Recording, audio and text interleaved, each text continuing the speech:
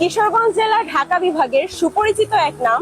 এতে আছে ৮টি পৌরসভা, ১৩টি উপজেলা, ১০৮টি ইউনিয়ন ও ১৭৪৫টি গ্রাম। হাওড়ে গেরা এই জেলাটির মাঠে সবুজ ঘাস। এবার চলুন বর্ণনা করি কিশোরগঞ্জের ইতিহাস। একাদশ দ্বাদশ শতাব্দীতে ছিল পাল, বর্মন ও সেনদের শাসনকাল।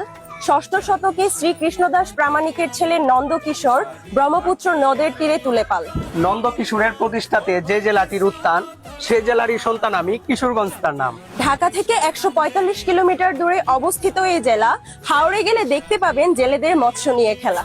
শোলাকিয়া হলো এশিয়ার বৃহত্তর ঈদগাহ ময়দান। পাগলা মসজিদ, শহীদি মসজিদ বাংলাদেশের ইতিহাসে রেখেছে প্রমাণ। সরকারি গুরুদয়াল কলেজ, অলিনেওয়াজ খান কলেজ, ইশাকা ইন্টারন্যাশনাল ইউনিভার্সিটি শিক্ষাক্ষেত্রে বাংলাদেশে এ জেলার ছাত্রদের আছে অগ্রগতি।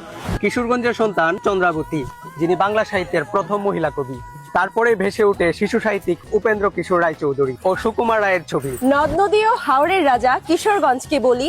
নরসুন্দা, ব্রহ্মপুত্র নদ, মেঘনা, কালনা, আড়িয়াল খাঁ, ধনু সহ কত কিছু দেখি। ১২ ভূঁইয়াদের শাসন ছিল এই জেলাকে ঘিরে। মুগ্ধ হবেন সঙ্গীত কীর্তন নৌকা বাইচের ভিড়ে।